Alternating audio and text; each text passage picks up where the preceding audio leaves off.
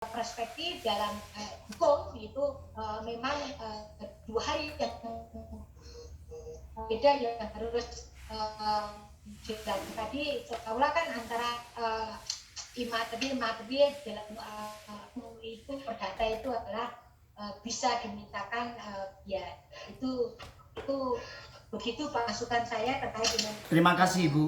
Dari yang pasal 378 ya.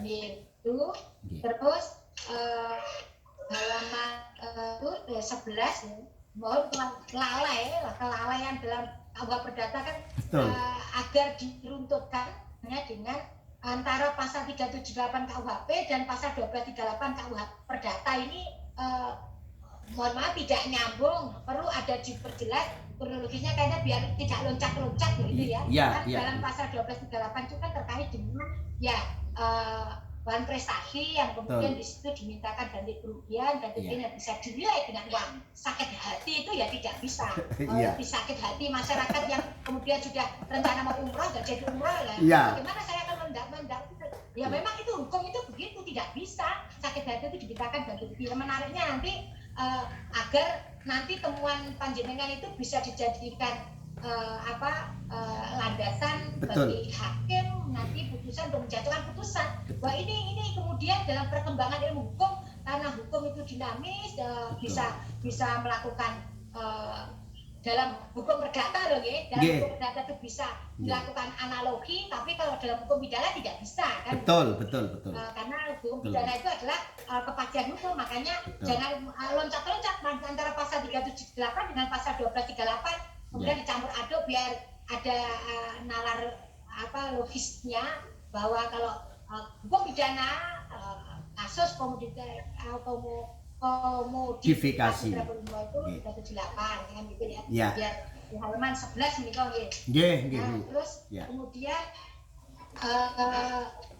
ya itu catatan saya terkait dengan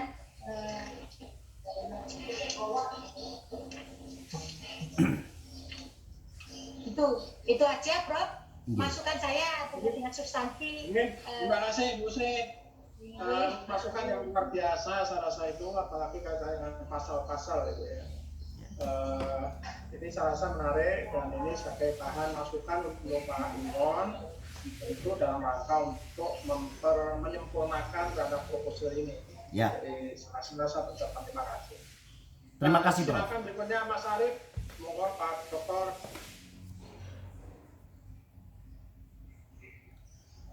Silakan Pak Arief. Pak Arief sedang tidak ada di tempat. Sudah ada. Ya kalau gitu silakan Bu Anies. Silakan. Terima kasih Prof. Nusam selaku ketua sidang hari ini, Prof. Sahid, Bu Sri dan juga Pak Imron yang sudah menyelesaikan proposal disertasi. Banyak hal tadi yang sebenarnya apa yang tidak saya sampaikan sudah disampaikan Bu Sri Nurjadi ya, terutama terkait dengan pasal-pasal gitu ya. Nah, memang di sini saya melihat ada problem terkait dengan bangunan logika yang hendak dibangun oleh Pak Imron dalam disertasi atau rancangan disertasi ini. Dari awal sampai akhir harusnya ini merupakan rangkaian yang saling menjelaskan satu sama lain, bukan ya. Karena kalau kita lihat misalnya dengan penempatan pasal 378 KUHP gitu ya sebagai entry point penanganan kasus travel nakal, bisa dibilang seperti itu.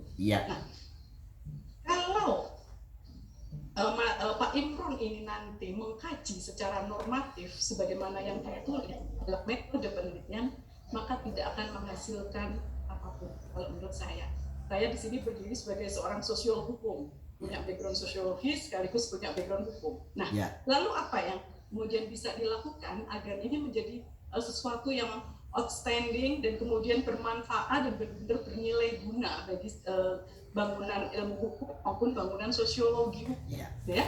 Jadi di sini saya melihat, saya berangkat dari metode penelitian socio-legal. Jadi socio-legal studies atau penelitian socio-legal ini merupakan hibrida dari penelitian hukum dengan ilmu sosial, bisa sosiologi, dan juga bisa meminjam misalnya nanti metode yang ada di dalam ilmu sosial misalnya etnografika, pemanaan dan sebagainya. Baik, jadi kalau saya membaca proposal ini, maka yang ini model juga diajukan Pak Imron, bayangan saya Pak Imron ini tertarik gitu ya, tertarik terhadap putusan pengadilan yang diproduksi oleh hakim, gitu kan? Ada 39 putusan pidana terkait dengan travel umroh yang nakal ini tadi. Kemudian ada 2 putusan perdata.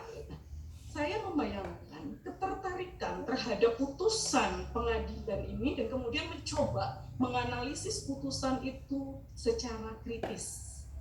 Apa sih makna putusan tersebut sebenarnya? Bagaimana implikasi putusan tersebut terhadap subjek hukum?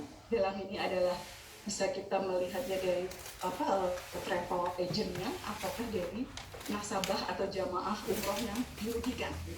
Kemudian juga apakah aturan atau pasal yang digunakan ini merugikan ataukah menguntungkan? Kalau merugikan bagi siapa?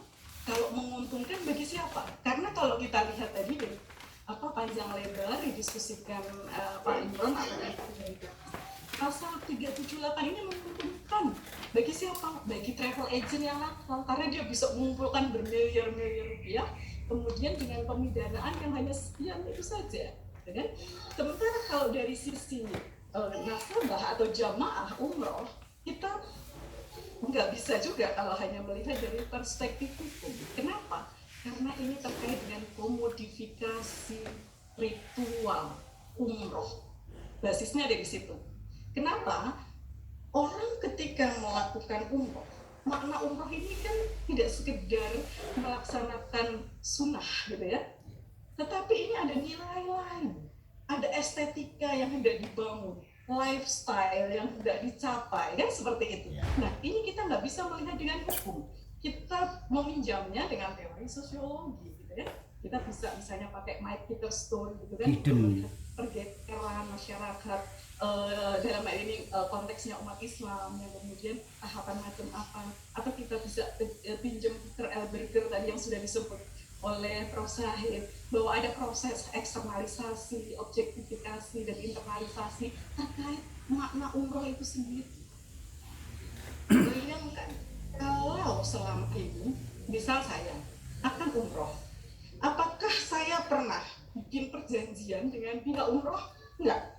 Yang ada adalah saya milih paket umroh. Saya milih paket VIP yang harganya 40 juta, fasilitasnya hotel bintang 5, nanti mampir Hong Kong atau mampir ke Turki, ya seperti itu. Selesai, hanya diberi kwitansi. Nah, ini tadi persoalannya adalah dengan pasal yang dipasang, yang sebagaimana dibilang oleh Bu Sri, bahwa apakah kita menggunakan 1365 BW, gitu kan, ataukah nanti 1243-nya. Ini persoalan, kan? Nah, makanya ketika kita hanya mengkaji teks dalam arti putusan ataupun pasal yang ada di dalam undang-undang dalam ini KUHP, maka tidak akan mendapatkan sesuatu.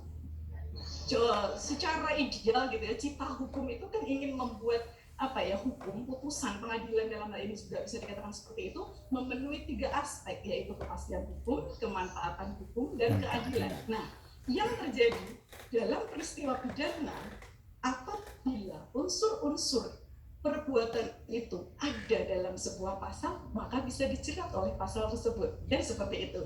Nah, jadi tidak memandang berapa banyaknya, tetapi unsurnya sudah terpenuhi apa belum, ya sudah kan cukup seperti itu, gitu ya. Nah, beda ketika kita misalnya berangkatnya dari hukum perdata, gitu ya, perjanjian macam apa. Nah, kalau kemudian perjanjiannya juga nggak ada, orang pun juga malu kan Pak, untuk menuntut kita itu pengen meningkatkan prestis, tapi malah kesannya kok kita bodoh banget ya, gitu kan, jadi seperti itu. Banyak orang yang berani mengakui dirinya bodoh gitu, udah bayar mahal, nggak bisa berani. Nah, ini Pak, ini bisa dijelaskan yaitu dengan pemaknaan macam apa sih yang ada pada jamaah umroh, yang kemudian pemaknaan yang didapat ini mengantarkan akan diproses dengan cara apa? Apakah kemudian dianggap ini sebagai penipuan yang kemudian menjadi ranah pidana, ataukah ini sebuah perbuatan melanggar hukum yang menimbulkan kerugian yang menjadi ranah perdata. Perdata. Jadi kita harus ada pilihan gitu kan. Iya. Itu kalau terkait dengan konteks positifnya. Iya. Tetapi saya melihat ini akan bernilai guna lebih apabila tidak sekedar normatif, tetapi sebuah socio-legal study yang kita bisa meminjam dari ilmu sosial seperti apa. Iya. Jadi fenomenanya kita makna macam apa yang diperoleh dari jamaah terkait dengan melakukan ibadah umroh dan kemudian setelah menjadi problem, bagaimana penanganan itu di pengadilan yang kemudian kita memang saklek hukum itu nggak bisa diotak-atik, apalagi kita ini mazhabnya positivism, Iya. ya.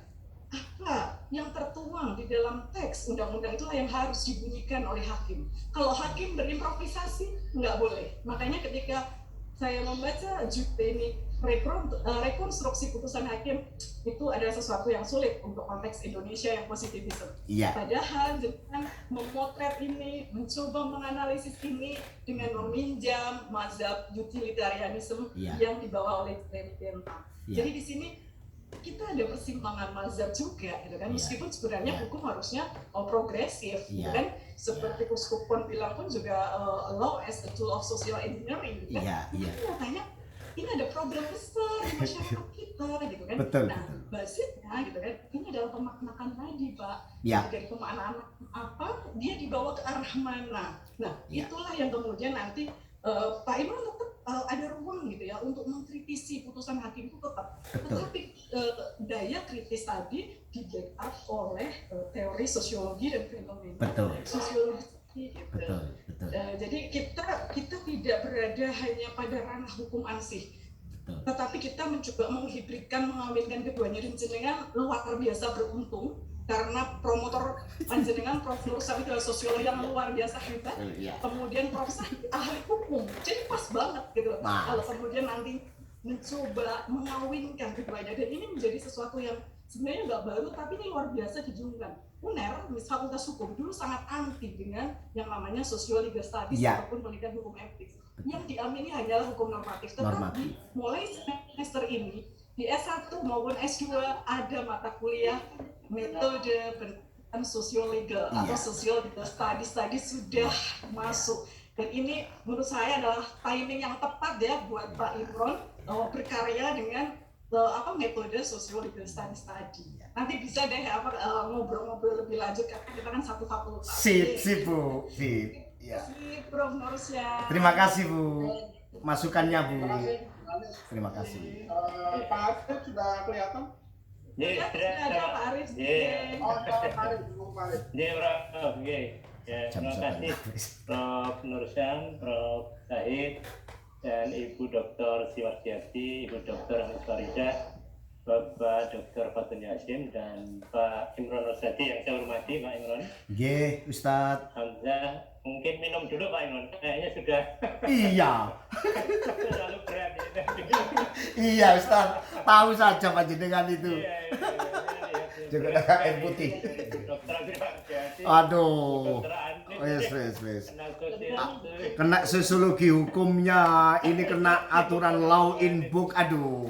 Sudah. Beliau mau menambahi supaya lebih menderita nih Pak. G. Jadi menderita di awal lebih enak, nanti akannya menjadi bahagia, Ustaz. Lebih baik ganjar lebur di awal. Iya, Ustaz. Itu yang kami harapkan. Iya. Pak Imron Rosadi, yang ingin saya tanyakan adalah Pak Imron ini prodi apa? Prodi ilmu hukum, Ustaz. Maksud saya di S3 ini. Oh, di S3 prodi studi Islam. Studi Islam ya. Yeah. Nanti kira-kira kalau ditanya doktornya di bidang apa, Pak? Betul. Pak Imron Rosadi. Begini, Ustaz. Kira-kira apa ini? Nggih.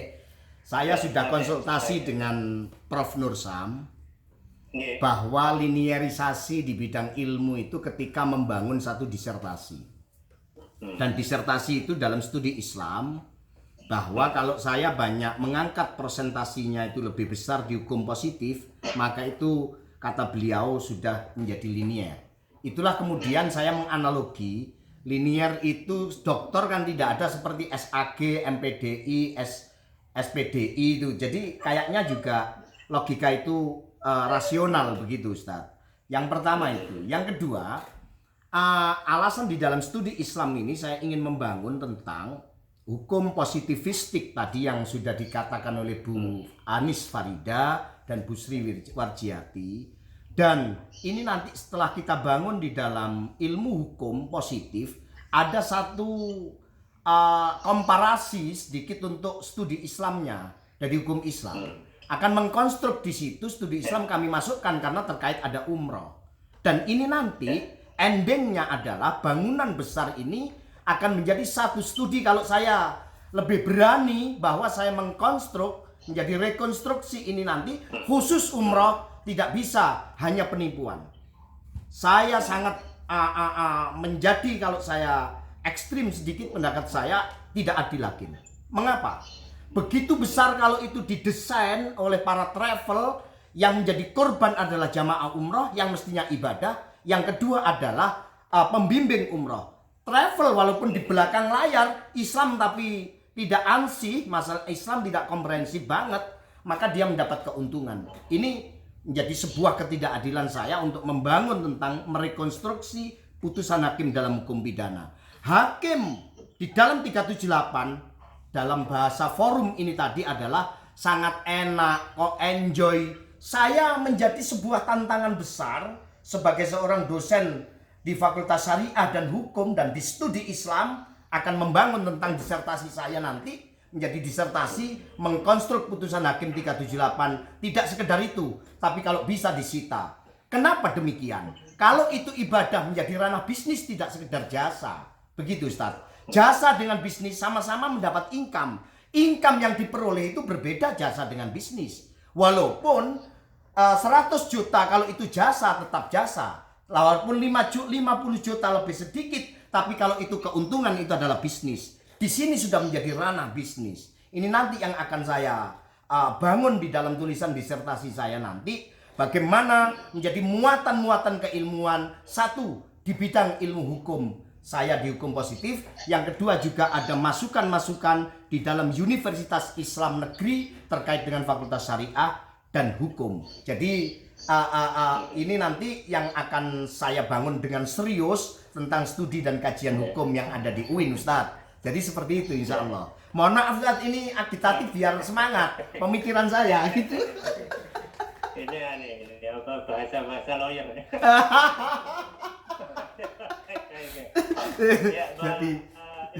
Ya, jadi saya tahu kira-kira putusan hakim yang mana yang akan direkonstruksi.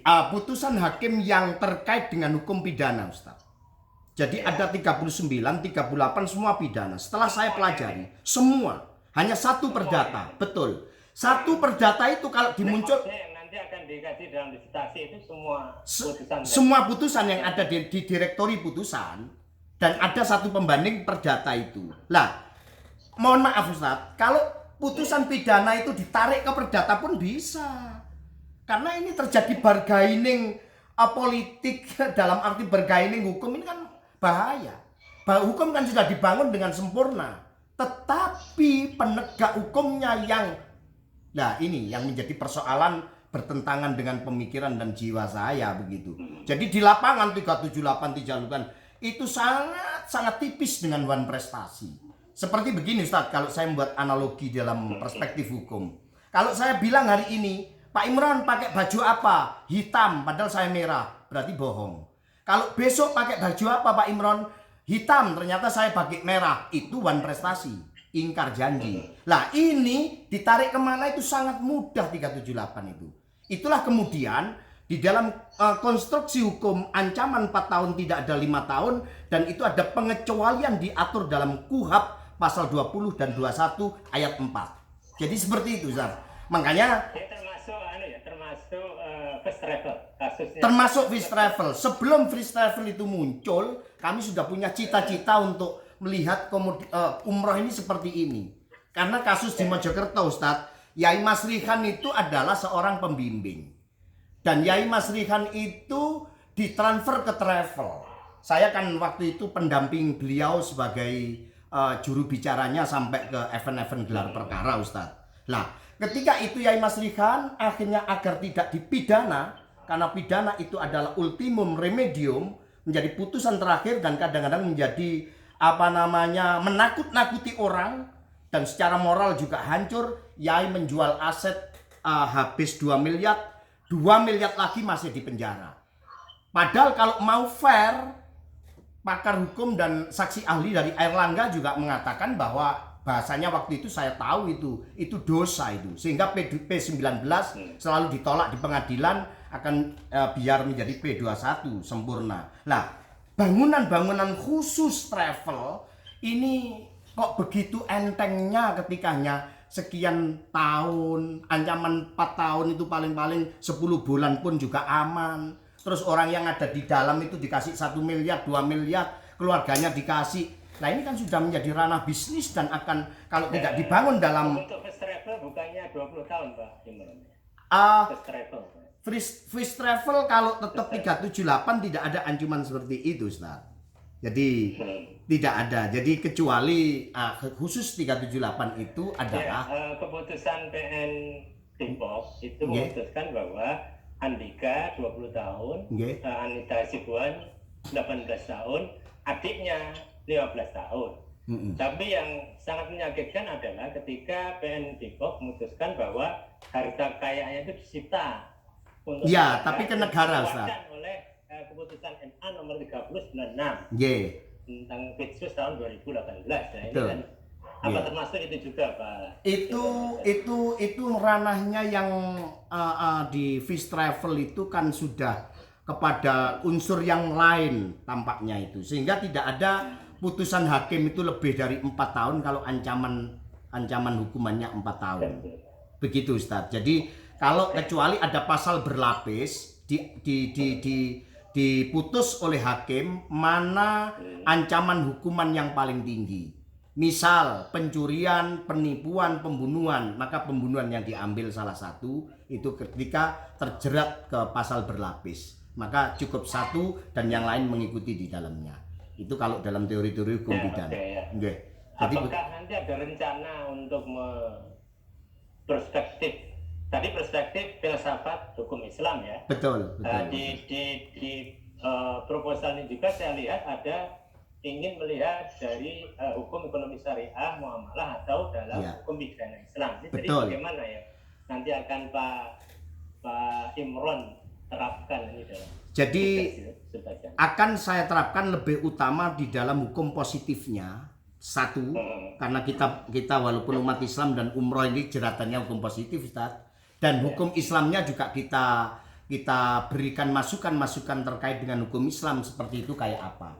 Akhirnya implikasinya adalah 1 kepada pemerintah, 2 kepada travel umroh atau pihak travel, dan kepada jamaah dan pembimbing. Ini semua nanti akan tahu sebuah bangunan yang akan saya tulis di dalam disertasi saya, biar umroh itu tidak dibuat bisnis anak dewe dan sebagainya seperti itu. Saya kasihan itu jamaah, sehingga kalau itu dibuat bisnis pun akhirnya menjadikan ibadah jadi bisnis. Contoh, semua apa yang mereka itu kalau orang sudah keadaan musafir, Ustadz, walaupun itu ditarik 500.000 sampai 1 juta ya mantu, karena sudah the power of kepepet. Katanya mboten mantu Kalau tidak, nah ini sudah berapa yang profit yang dia untungkan? 1 jamaah. Ini saya melihat langsung fakta di lapangan. Itulah kemudian. Tapi bukankah di kajian hukum ekonomi syariah di sana ada akad tijari ya yang terkait dengan komodifikasi umroh ini, Pak Imron Rosadi? Nanti Ustadz mungkin ini sebagai masukan akan saya bangun juga dari pemikiran-pemikiran yang terkait dengan akad muamalahnya sebagai masukan yang konstruktif di dalam disertasi kami nanti. Karena apa? Karena umrah itu biar secara maksimal dia itu nyaman dan aman, safety dan sebagainya tidak ada, dan kita minimalisir unsur penipuan-penipuannya. Kalau ini dibiarkan, berapa banyak travel yang dulu tidak punya akhirnya lari garis miring minggat walaupun uangnya di mana-mana banyak, tetapi kan tidak bisa pembuktian terbalik tadi. Itulah Ustadz yang akan kami bangun dalam disertasi ini nanti. Jadi UIN adalah menjadi satu masukan yang menurut saya untuk membangun dari sisi hukum positif dan hukum Islam. Dua menara kembar itu terwujud di dalam studi Islam S3. Ya, maksud saya itu tadi. Begitu, Ustaz. Jadi ketika ditanya dokter gitu nama itu jelas. Iya, Ustaz. Kemudian saya lihat di sini rumusan masalah ini 3 apa 2, Pak Imron? Saya itu ada, kalau yang terbaru 2, tetapi kemarin saya menawarkan ada 3 atas saran-saran Bapak promotor, itu sementara 2 saja. Yang satu tetap dideskripsikan, tetapi kalau tidak dimasukkan dalam rumusan masalah, begitu Ustaz. Jadi kalau yang satu itu dimasukkan, memang kita akan menjabarkan dan mendeskripsikan tentang komodifikasi umroh. Prof. Nursam menyarankan untuk tidak menjadi rumusan masalah, tapi tetap nanti dideskripsikan. Nah, ini nanti akan kami diskusikan kembali dengan beberapa promotor dan Prof. Sahid. Terima kasih Ustaz. Oke. Terakhir dari saya ini di outline-nya ya. Nggih. Ini yang penting. Memang saya lihat di sini sudah ada kemaslahatan keadilan utilitarianisme dalam hukum Islam. Betul. Jadi ada sentuhan-sentuhan hukum Islamnya ya Pak Imron Rosadi yang nanti menjelaskan. Nah, kemudian di penutup itu mestinya ada kesimpulan implikasi teoretik, kemudian keterbatasan studi dan rekomendasi. Di penutup itu Pak Imron Rosadi. Di penutup di bab implikasi teoretiknya Pak. Oh gitu. Implikasi teoretik, keterbatasan studi dan rekomendasi. Di bab berapa Ustaz? Bab 6 itu apa? Di penutup Pak. Tidak kesimpulan, tidak saran ya? Kesimpulan, kemudian implikasi teoretik, keterbatasan studi dan rekomendasi. Baik. Ya. Baik, itu saja Pak Nursam, saya serahkan kembali kepada Prof. Oke, terima kasih Pak Arif. Berikutnya silakan Pak Prof. Sahid untuk menyampaikan beberapa hal yang dirasa penting untuk proposalnya Pak Imron ini. Dipersilakan Pak Sahid. Pak Sahid? Pak Sahid kelihatan? Pak Imron? Tidak kelihatan, Bro. Oh, sudah kelihatan. Sudah ya. Terima kasih saya sampaikan kepada Bapak Prof. Dr. Nursam MSI, segenap para penguji, Mas Imron, ada beberapa masukan yang perlu dipertimbangkan. Yang pertama, judul itu menurut saya dipertimbangkan ada re-nya. Ya. Jadi cukup konstruksi. Karena itu sudah bagian dari teori hukum. Jadi re-nya itu menurut saya dihilangkan, sama dengan konstruksi sosial. Meskipun hukumnya tidak ada konstruksi, tapi nanti arahnya kepada konstruksi hukum dalam rangka mengkaji tentang kekosongan hukum. Nah, yang pertama. Yang kedua, perlu dipertimbangkan bahwa proposal ini kajiannya normatif. Kok rasa-rasanya menurut saya tidak pantas kalau S3 itu kajian normatif. Rasa-rasanya. Apalagi pembimbingnya Prof. Nursam yang ahli dalam bidang sosiologi. Apa tidak dipertimbangkan bahwa kajian ini adalah hukum sosiologis, jadi tidak normatif. Dipertimbangkan juga pikiran yang disampaikan oleh Prof. Bu Dr. Bu Anis ini bidangnya memang sosiologi hukum, SK-nya sosiologi hukum. Maka menurut saya perlu diarahkan ke sana, perlu dipertimbangkan, bukan saya menekan.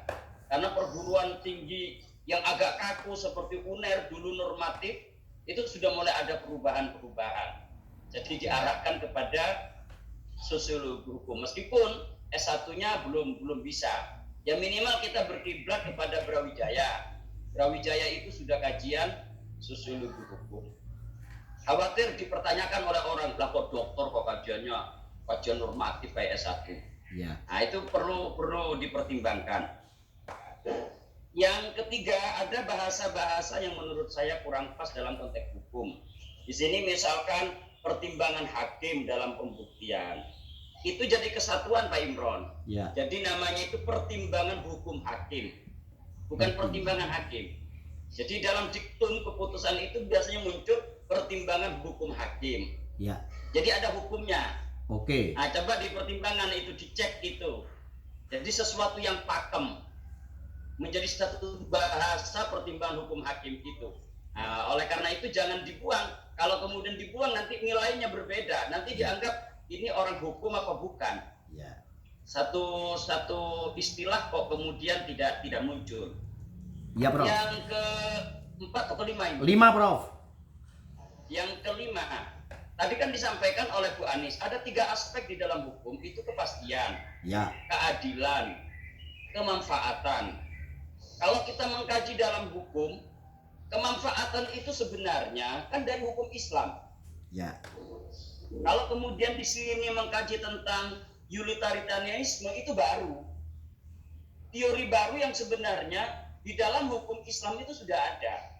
Ya. Nah, pikiran saya sebagai orang yang terlibat dalam dunia hukum Hukum. Islam dan hukum positif, sepertinya Pak Imron ini menafikan teori kemanfaatan hukum yang ada di dalam filsafat hukum Islam. Padahal yang harus ditonjolkan ini menurut saya. Nah, filsafat hukum dalam konteks kemanfaatan hukum ini. Ya. Nah, ini kok Barat, padahal Barat ini baru muncul ini. Iya, iya. Nah, di dalam hukum Islam itu sudah ada. Nah, Indonesia ini kan 2 yang selalu dimunculkan. Kepastian hukum sama keadilan hukum. Kemanfaatan hukum kan tidak begitu jalan. Lah maunya Pak Imron kan ingin memasukkan kemanfaatan hukum. Ya. Maka teori kemanfaatan hukum itu perlu dimasukkan. Kalau urusan maqasidus syar'i itu kan kontemporer. Ya. Tapi teks kemanfaatan hukum itu sudah ada sebelumnya. Ya. Nah, kalau di teori-teori hukum positif itu tidak sampai maqasidus syariah karena mereka tidak paham. Iya. Biasanya di dalam buku karya-karya mereka itu biasanya kemanfaatan hukum di dalam Islam, karena memang yang sangat ditonjolkan di dalam hukum positif keterkaitan dengan hukum Islam itu adalah kemanfaatan hukum. Nah, oleh karena itu menurut saya kemanfaatan hukum dalam filsafat hukum Islam itu perlu dimunculkan, karena itu bagian dari yang keenam. Itu ada konsep di dalam hukum pidana yang namanya diya, kompensasi. Ya. Kalau ini yang ditawarkan sebagai proses konstruksi hukum kan relatif agak relevan. Saya membayangkan begini, pelaku koruptor itu dikenai hukum pidana mati kalau kemudian dalam kondisi emergensi, kan begitu. Ya. Kalau tidak emergensi 15 tahun. Kalau kemudian biasa-biasa minimal 4 tahun, gitu kan? Ya. Tapi tidak pernah. Bagaimana kalau kemudian kemanfaatan hukum itu diberlakukan dalam konteks korupsi, meskipun ini dalam pidana tidak mungkin, sebagaimana yang dilakukan oleh Bu Sri tadi disampaikan. Ya. Orang yang melakukan korupsi itu dikenai semuanya, tapi uangnya diambil. Ini kan kemanfaatan hukum. Tetapi keuangan itu karena bangsa Indonesia dalam kondisi uangnya diambilkan, dia dimiskinkan, kemudian diberi kepada kelompok fakir miskin. Ini bagian dari kemanfaatan hukum, teori kemanfaatan hukum. Sehingga tidak perlu sanksi, kalau perlu dikeluarkan. Sudah kamu korupsi lagi, nanti saya habiskan lagi. Nah, itu kan teori kemanfaatan hukum. Jadi ada makna happiness, kebahagiaan toh. Ya. Ada makna kemaslahatan. Itu kan orientasi di dalam teori utilitarianisme. Maka menurut saya itu perlu dimasukkan di dalam sebuah teori itu. Ya, tadi masukan dari Bu Anis, Bu Farida yang tidak lompat-lompat ini harus dilakukan. Saya sampaikan lagi kepada Prof. Nursam, ini nakal ini Mas Imron ini. Hei, mosok harus dikoreksi Prof. Nursam sama saya koreksi. Aslul adab, ya bisa lebih. Oh, iya bisa. Nah, nanti akan saya koreksi secara baik nanti ini. Ini kawan saya yang rada nakal ini. Saya rasa itu masukan dari saya. Terima kasih. Terima kasih, Prof. Terima kasih, Prof. Oke. Ya, terima kasih Prof. Said. Sudah 2 jam ini. ada banyak hal yang sudah dicatat oleh tim penguji ini ya. Tentu begini, prinsip hidup saya rasa itu dalam hal menulis ya. Pikiran seorang itu jauh lebih pikiran banyak orang itu jauh lebih bermanfaat dibanding dengan pikiran orang per orang. Itu prinsip pertama itu. Jadi kalau dalam hal seperti ini, maka masukan-masukan dari seluruh penguji itu lalu beragam penting dalam kerangka untuk membenahi proposal Pak Imron. Ya Pak Imron ya? Iya Prof. Oke, itu satu. Yang kedua, kajian Pak Imron ini kan bolak-balik saya nyatakan bahwa ini termasuk yang disebut sebagai program integrasi ilmu. Jadi menjawab Pak Arif tadi sebenarnya ini integrasi ilmu, Prof. Pak Arif ya, itu selesai sebenarnya. Jadi bagaimana peristiwa-peristiwa hukum pidana yang tadi disampaikan banyak hal itu tidak hanya sekedar dilihat dari perspektif sosiologisnya, tapi juga dilihat dari perspektif Islamnya. Tadi yang disampaikan Pak Prof. Zahid saya rasa sangat baik, juga yang disampaikan oleh Bu Anis. Nah oleh karena itu maka dengan berbagai macam masukan yang sangat baik ya dari penguji pertama sampai penguji yang kelima. Jadi menurut saya satu hal yang harus dipertimbangkan oleh Pak Imron dalam rangka untuk memperbaiki proposal ini. Dan memang proposalnya Pak Imron ini kan memang sudah masuk, tarik lagi, masuk, tarik lagi. Jadi memang biasa masuk narik rasanya ini. Jadi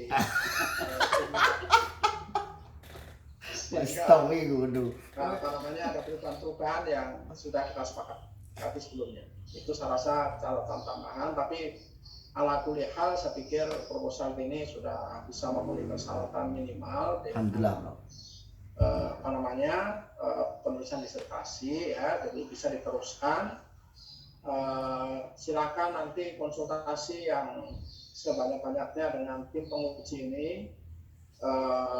Karena masukan-masukan yang disampaikan serasa bermanfaat bagi penyempurnaan disertasi kita. Saya senang melihat Pak Zahid karena udah gemuk sekarang.